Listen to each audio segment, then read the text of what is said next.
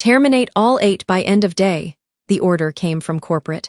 The allegations were completely false. My team looked at me, terrified. I closed my office door and made a decision that would either save us or all 8 need to be terminated by the end of day. Non-negotiable. The words on my computer monitor burned into my retinas as I read the email from Paxton, our chief operating officer. My entire division, supposedly underperforming, according to reports I'd never seen, was to be eliminated. Today, through the glass partition, I watched my team working diligently. Maeve was reviewing blueprint calculations for the Green Initiative that had won us 3 industry awards. Bryn and Lyall were deep in conversation about optimization strategies that had saved the company millions. Ellis typed furiously, likely finalizing the presentation that would revolutionize our supply platform. These people weren't underperforming, they were exceptional. The follow-up email arrived with 8 separation packets, each containing fabricated performance reviews, work never submitted, deadlines never missed, goals never established, but somehow unfulfilled. Someone had meticulously constructed a paper trail of incompetence that didn't exist. My phone buzzed. "Kaida, can you come to the executive suite?" It was Willa from HR, her voice artificially sweet. Upstairs, Paxton didn't even look up from his tablet when I entered. Willa sat beside him, a stack of papers between them. "We need to discuss timeline and messaging," Paxton said. "The separation must appear performance-based, not a layoff. Legal is concerned about optics." "These reports are fiction," I said, placing the packets on the table. "My team exceeded every target this quarter." Paxton finally looked at me, eyes narrowing. "Your loyalty should be to this company, not your subordinates. My loyalty is to the truth, and the truth is these people have delivered exceptional results." Willa cleared her throat. "The decision isn't up for debate. We've prepared scripts for the termination meetings." She slid a folder toward me. I opened it to find 8 identical termination scripts with only the names changed. Cold, clinical, cruel, and if I refuse, Paxton's smile was thin. "Then you'll join them without the generous severance we're prepared to offer you for handling this discreetly." The subtext was clear. Fire them or be fired. Back at my desk, I watched my team through the glass. Their lives were about to implode because of corporate politics I couldn't yet fully comprehend. At noon, Maeve knocked on my door. "Team lunch?" she asked, but her expression faltered when she saw my face. "What's wrong?" The others gathered behind her. 8 brilliant minds. 8 careers built on integrity and diligence. "Close the door," I said. Their faces registered alarm as I explained the situation without revealing the termination order. "They're saying we failed to meet performance standards. All of us. They want changes by the end of the day." The color drained from Lyall's face, but we just delivered the Bennett proposal 3 days early, and the quarterly numbers were the best in company history, Ellis added, voice breaking. I looked at their bewildered faces. "I need until 5 o'clock. Don't discuss this with anyone. Trust me." After they filed out, I opened my bottom drawer and removed a leather journal. Inside were notes I'd been taking for months. Odd directives, questionable decisions, restructuring that made no sense. The truth crystallized as I reviewed the timeline. 3 weeks ago, my team had identified critical flaws in the expansion strategy Paxton had championed to the board. We'd prepared an analysis showing the initiative would collapse under its own weight within 6 months. When I presented our findings, Paxton had dismissed them. The next day, our access to certain systems was restricted. Now my phone lit up with a text from Juniper, our biggest client's procurement director. "Heard rumors about restructuring. Is your team safe? Call me." I stared at the message. Then I made my decision. The next 4 hours were a blur of calls and messages, all sent from my personal phone. At 4:30, I gathered my team. "Grab your things. We're going to the quarterly all-hands meeting in the main conference center." "But we weren't invited," Bryn said. "We are now," I replied, checking my watch. "And we won't be alone." Before I continue, if you're enjoying this story, please tap the like button and subscribe to support the channel. Your comments mean everything. Tell me if you've ever faced workplace injustice like this. Now, back to what happened next. My name is Kaida Mercer. Until that morning, I was Director of Strategic Operations at one of the largest companies in our industry. I'd built my division from 3 people to 8 over 5 years, hiring only the best. We were the problem solvers, the ones executives called when initiatives faltered. I grew up watching my mother struggle after being wrongfully terminated from her teaching position of 15 years. The experience taught me that corporate loyalty flows in one direction unless you create consequences for betrayal. When I was hired, the company was struggling with innovation. My background in systems design and organizational psychology made me valuable as they tried to modernize. I assembled my team carefully, diverse thinkers who challenged assumptions and delivered results. For years, we operated below executive radar, fixing broken processes and strengthening foundations. Our work wasn't flashy, but the numbers spoke for themselves. Efficiency up, costs down, client retention at record levels. Everything changed when Paxton arrived 18 months ago. The new COO came with bold promises about transformation and disruption. The board was entranced by his confidence and pedigree. His first act was creating an innovation council staffed with his former colleagues. Their proposals were ambitious, but disconnected from operational realities. My team couldn't implement their ideas without significant modifications. Tensions simmered beneath professional courtesies. Paxton wanted yes people. I led critical thinkers. He prioritized optics. We focused on outcomes. The breaking point came when the Innovation Council unveiled their global expansion strategy. The plan involved simultaneous market entries across 3 continents with unproven systems and untested protocols. Run the numbers, I told my team. Every scenario, every variable. For 2 weeks, they analyzed data, built models, and tested hypotheses. The results were unequivocal. The strategy wouldn't work. Key assumptions were flawed, resource allocations insufficient, and timelines unrealistic. I compiled their findings into a comprehensive report with alternative approaches. Following protocol, I shared it with Paxton before the executive committee meeting. His response was immediate. "This stays between us," he said, dropping the report on his desk without reading it. "The strategy has board approval. Your job is implementation, not critique. With respect, these projections show potential losses exceeding 40 million. We have a responsibility. Your responsibility is to your chain of command," he interrupted. "This conversation is over." I left his office troubled but determined.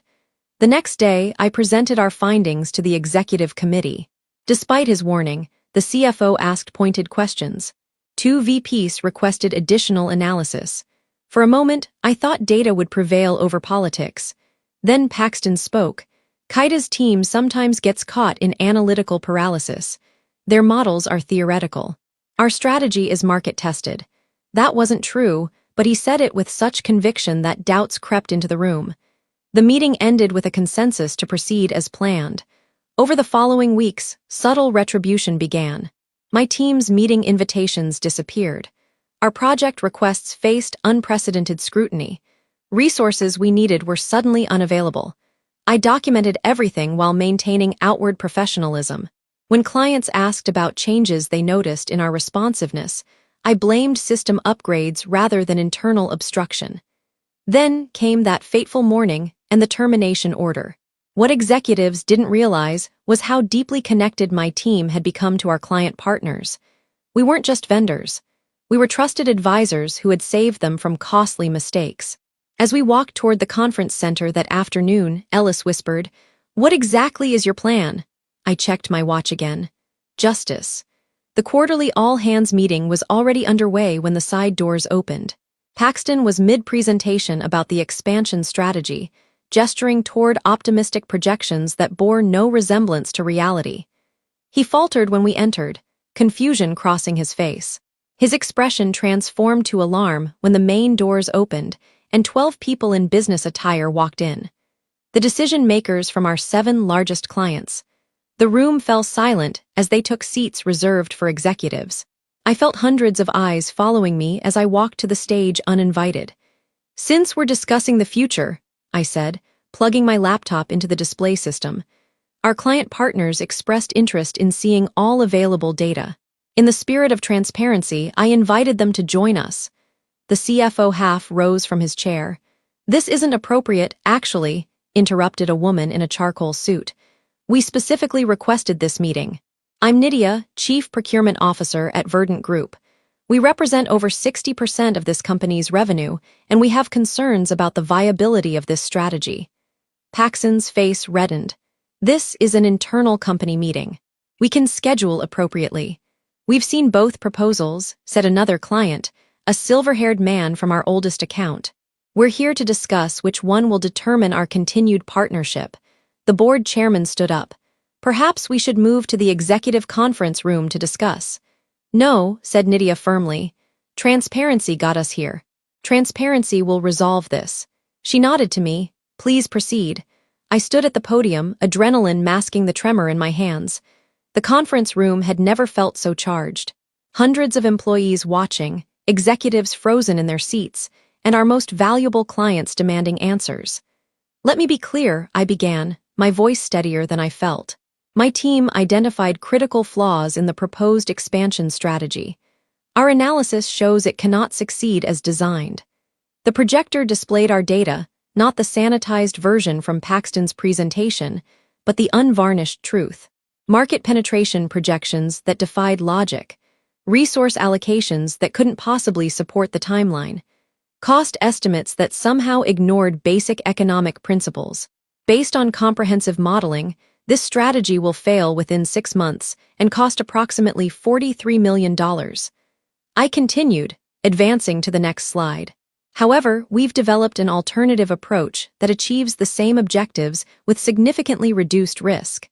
May have stepped forward, explaining the modified implementation plan. Lyall followed with revised financial projections. One by one, my team presented their expertise with confidence born from absolute competence. Paxton's face transformed from anger to something more dangerous, calculation. He leaned toward the board chairman, whispering urgently. The chairman cleared his throat. While this is certainly informative, this meeting isn't the appropriate forum for debate. We appreciate our clients' concerns, but this isn't merely a concern, interrupted Juniper, rising from her seat. As procurement director for our largest client, her words carried weight that made executives squirm. This is due diligence. My company commits over $30 million annually to your services. If this expansion proceeds as originally planned, we have serious doubts about resource allocation to our account. Murmurs spread through the room. Employees exchanged glances. This wasn't just an office drama anymore. This was an existential threat. Furthermore, Juniper continued, we've reviewed both strategies thoroughly. The alternative presented by Kaita's team aligns with our needs while supporting your growth objectives. Our continued partnership depends on its adoption. 6 other client representatives stood in succession, each echoing similar sentiments. The message couldn't have been clearer. Proceed with Paxton's plan and lose your biggest customers. The CFO whispered something to the board chairman who nodded grimly. Perhaps a brief recess is in order, he announced. We'll reconvene in 15 minutes. As the room emptied, Willa from HR approached me, eyes wide. What have you done? She hissed. My job, I replied simply. My team gathered around me, a mixture of shock and admiration on their faces. None of them had known about the termination order, only that their performance had somehow been called into question. Were they really going to fire us? Ellis asked, the reality dawning. I nodded. By the end of day, with fabricated cause, Bryn's eyes widened. That's why you couldn't access the shared drive yesterday. They were altering our submission records. Are we going to lose our jobs anyway? Lyall asked, voicing everyone's fear. I don't know, I admitted. But if we do, it won't be in darkness, and it won't be with our professional reputations destroyed. The executive team didn't return after 15 minutes or 30. At the 1-hour mark, an assistant appeared, requesting the clients and myself in the boardroom. My team exchanged nervous glances as I followed her. The boardroom atmosphere was glacial. 9 executives sat on one side, 7 clients on the other, with 3 empty chairs between them. I took the middle seat in this no-man's land. The board chairman spoke first. This situation has clearly escalated beyond internal matters. Our clients have made their position known. Before we proceed, we need to understand exactly what transpired. Paxton leaned forward. What transpired is insubordination. Kaita was instructed to implement necessary personnel changes. Instead, she orchestrated this ambush. Personnel changes? Nydia asked sharply. You mean terminating the entire strategic operations team? The chairman shifted uncomfortably. We were addressing performance concerns, fabricated concerns, I interjected, placing a folder on the table. These are the actual performance metrics for my team over the past 18 months, verified by system logs and client satisfaction surveys. Next to them are the altered evaluations created this week to justify immediate termination. The CFO opened the folder, frowning as he reviewed the documents. This began 3 weeks ago, I continued. Immediately after we presented analysis showing the expansion strategy's fundamental flaws, our access was restricted, our communications monitored, and finally termination orders were issued this morning. That's an interesting narrative, Paxson said, his voice dangerously calm. But it doesn't change the chain of command or the expectations of loyalty to this company. Loyalty, echoed the silver-haired client. We've worked with Kaita's team for years. Their loyalty to effective business practices saved us millions. That's why we're here. The room fell silent as the board chairman conferred quietly with the other executives. Finally, he addressed the clients. We value your partnerships immensely. Perhaps there's been a communication breakdown. If implementing the modified strategy would address your concerns with the original team intact, Juniper interjected. Of course, the chairman conceded, though his expression suggested otherwise. When the meeting concluded, the messaging was clear. The expansion would proceed according to the modified plan led by my team. The clients departed satisfied, and I returned to tell my team their jobs were safe. But something felt wrong. The capitulation had been too easy. The promises are too smooth. That night, I couldn't sleep. The victory felt hollow, fragile. I replayed the day's events, searching for what I'd missed. At 2:00 a.m., a text message from an unknown number confirmed my fears. Watch your back. Board emergency session tomorrow. Paxton has a plan. The next morning, I arrived early to find my security badge deactivated. A security guard escorted me to HR where Willow waited with a thin smile. The board has concerns about your actions yesterday, she said. You've been placed on administrative leave pending investigation. And my team, they'll report to interim leadership while we evaluate next steps. The subtext was clear. Divide and conquer. Isolate me, then dismantle everything. As security walked me out, I passed Maeve in the hallway. Her eyes widened at the escort, but I shook my head slightly. Not here. Not now. Outside, I sat in my car, staring at the building that had been my professional home for 5 years. My phone buzzed with messages from my team. Before I could respond, another text from the unknown number. North Parking Garage, Level 3, 10 minutes. Curiosity overrode caution. I drove to the specified location, parking near the stairwell. A few minutes later, a luxury sedan pulled up beside me. The window lowered to reveal the board chairman himself. Get in, he said. We need to talk, heart-pounding, I complied. He drove in silence until we reached a small cafe several blocks away. Once seated with coffee, he spoke. What happened yesterday was unprecedented. So was fabricating reasons to fire an entire department. I countered. He nodded slowly. I'm not defending those actions. What concerns me is the larger picture. He leaned forward. Paxson didn't act alone. 3 board members supported the expansion strategy despite knowing its flaws. This wasn't a simple case of one executive's ego. This was systemic. Why are you telling me this? Because I'm retiring next quarter. My legacy shouldn't be a failed strategy that bankrupts a 100-year-old company. He sipped his coffee. Tell me honestly, did you know the clients would threaten to walk? I suspected some would. I didn't orchestrate their response. No, but you created the conditions. He studied me. That was either a brilliant strategy or reckless gambling. It was a necessity. My team didn't deserve destruction for doing their jobs well. He nodded thoughtfully. Here's what happens next. Your administrative leave continues through the week. The board meets again Friday to determine next steps. Paxson is pushing for termination with cause, not just for you, but eventually your entire team. My stomach twisted. And you're telling me this because sometimes the company needs saving from itself. He stood to leave. What you do with this information is your choice, but if I were you, I'd be very thorough in my preparations for Friday's meeting. After he left, I sat immobile, mind racing. This wasn't over. It was barely beginning. My team's future still hung in the balance, and now I was on the outside with limited options. My phone buzzed with a message from Bryn. Emergency team meeting. My apartment is at 7:00 p.m. urgent. My phone buzzed with a message from Bryn. When I arrived that evening, I found all 8 team members huddled in Bryn's living room, faces grim.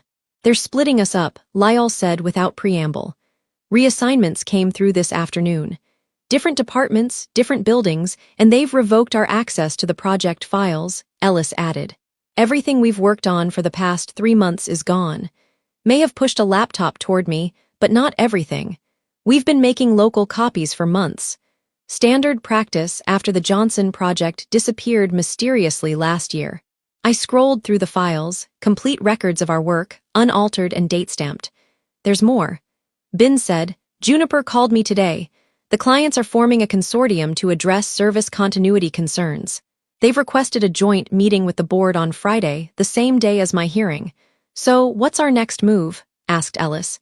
They've isolated you and they're dismantling us. How do we fight this? 7 anxious faces turned to me, waiting for answers. The responsibility was crushing. These people had trusted me with their careers, and now everything was unraveling despite our apparent victory. I closed my eyes briefly, thinking of my mother. All those years ago, broken by a system designed to crush dissent. When I opened them again, determination had replaced uncertainty. We need to understand what's really happening. I said this isn't just about an expansion strategy or performance reviews anymore. Something bigger is at stake. Like what? Lyle asked. I don't know yet, but between now and Friday, we're going to find out.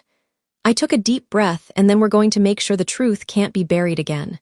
As we talked into the night, piecing together fragments of information, patterns began emerging. Budget discrepancies, missing approvals, transactions that defied standard protocols.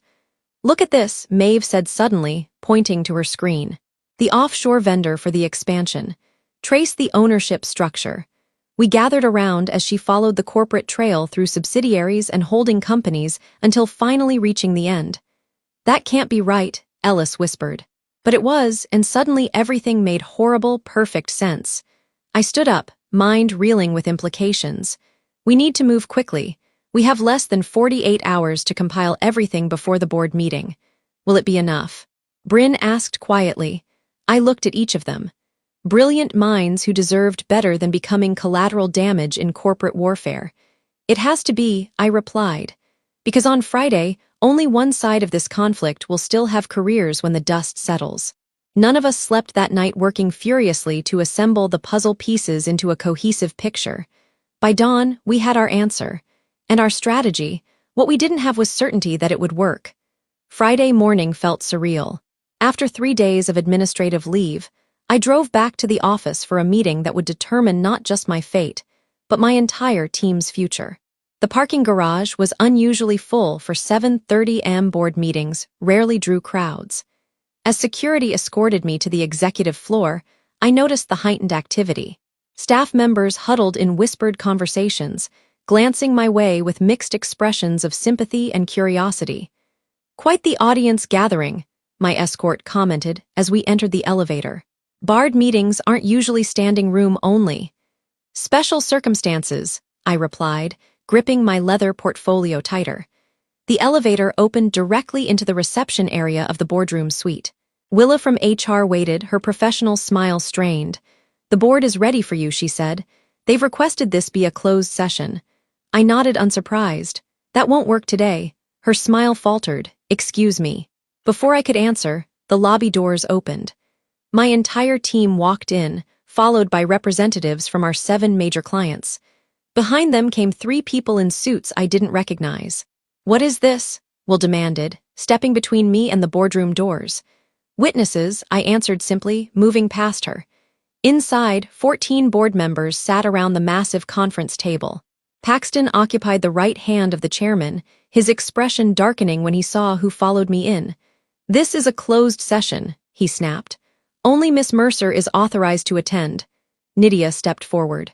As joint signatory on contracts representing 63% of your annual revenue, I believe we have standing. And as counsel for these clients, added one of the unfamiliar suits. I'd advise against excluding them given the nature of today's discussion. The chairman's gaze swept over the assembled group, then settled on me. You've been busy during your administrative leave. I've been thorough, I corrected, placing my portfolio on the table. A tense silence followed before the chairman nodded curtly. Very well. Additional chairs, please. Once everyone was seated, he continued. We're here to address Miss Mercer's conduct regarding confidential personnel matters and subsequent actions that potentially violated numerous company policies. Before you proceed, interrupting the third unfamiliar visitor, I should introduce myself. I'm Theo Ward, Senior Investigator with the Securities Exchange Commission. These proceedings may become relevant to an ongoing investigation. The blood drained from Paxton's face. What investigation? The chairman demanded. Theo smiled thinly. That's what we're here to establish. In the stunned silence that followed, I opened my portfolio and removed a stack of documents. 3 months ago, I began. My team was tasked with analyzing implementation requirements for the global expansion strategy. What we discovered went beyond operational concerns. I placed the first document on the table. The primary contractor for the expansion infrastructure is Highland Solutions, a company incorporated 6 months ago with no prior projects or proven capabilities. New vendors aren't unusual for new initiatives, Paxton interjected, but his voice lacked conviction. Highland Solutions, I continued as if he hadn't spoken, is owned by Meridian Holdings, which through a series of shell companies is owned by 3 individuals. I slid forward 3 more documents, each showing ownership trails through subsidiaries and investment vehicles.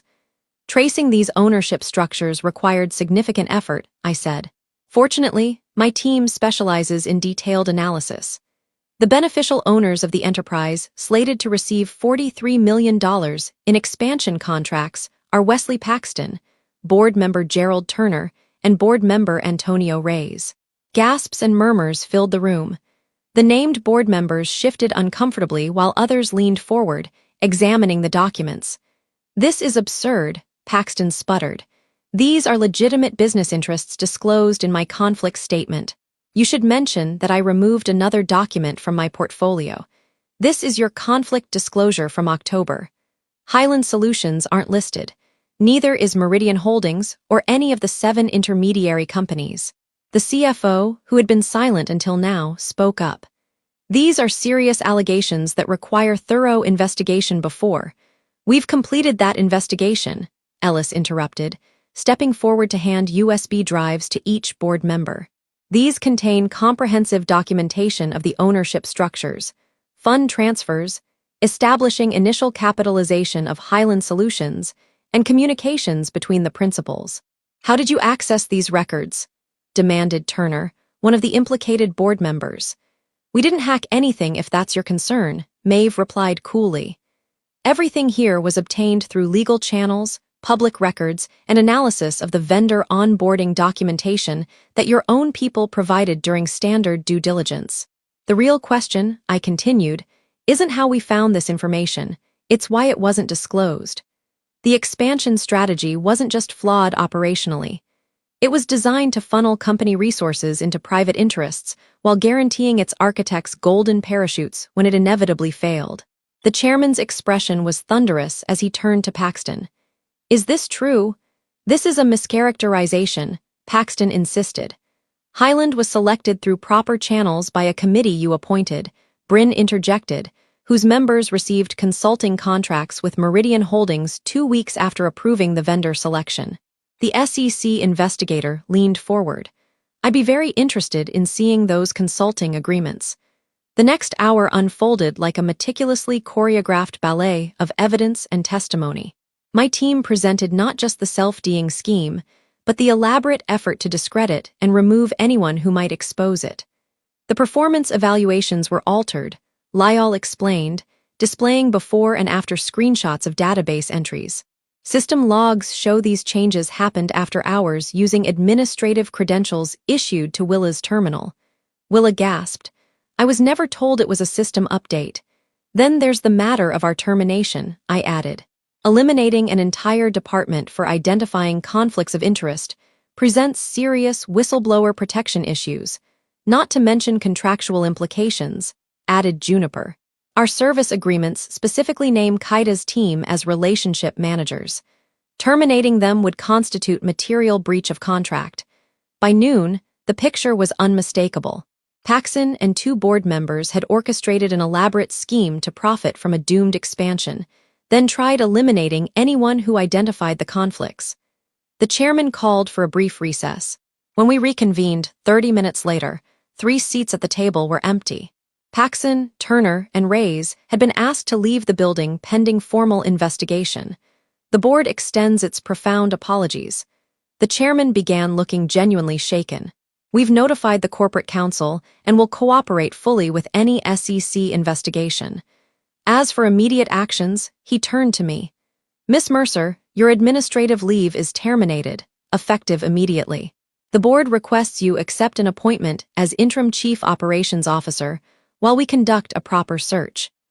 The offer stunned me, and my team will remain intact with immediate promotions and appropriate compensation adjustments to reflect their extraordinary service to this company.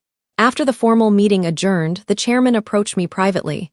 This wasn't what I expected when I suggested thoroughness, he admitted. What did you expect? A negotiated settlement, not public execution. He shook his head. You realize Paxton's career is over? Turner and Reyes will likely resign within days. They tried to destroy 8 careers to hide their corruption, I replied evenly. Actions have consequences. He studied me for a long moment. The board will ratify your appointment next week. Try not to overthrow the entire executive team before then. The aftermath unfolded rapidly. Paxton resigned that evening, citing personal reasons. Turner and Reyes followed over the weekend. The SEC investigation became formal the following Tuesday. Within a month, the modified expansion strategy launched successfully under my team's guidance. At our celebration dinner, Ellis raised a toast to Kaida, who taught us that even in corporate America, justice sometimes prevails. It wasn't justice, I corrected, looking around at the team that had become family. It was true. Documenting, preserving, and presenting the unvarnished truth when it mattered most. Maeve smiled, and a healthy dose of courage. That too, I conceded. But remember, the victory wasn't destroying careers. It was protecting integrity, both ours and the company's. 6 months later, the board made my appointment permanent. The former chairman, now retired, sent a single-line email. The company needed saving. It found the right savior. I keep that message as a reminder that in the corporate battlefield, survival isn't about avoiding conflict. It's about choosing which principles are worth fighting for, then having the courage to stand your ground when the order comes to compromise them. What would you have done in my position? Would you have risked everything to protect your team and expose corruption? Or would you have followed orders and preserved your own position? I'd love to hear your thoughts in the comments below. If this story resonated with you, please take a moment to like and subscribe for more real workplace experiences. And remember, sometimes the most professional thing you can do is refuse to participate in unprofessional behavior, no matter who's giving the orders.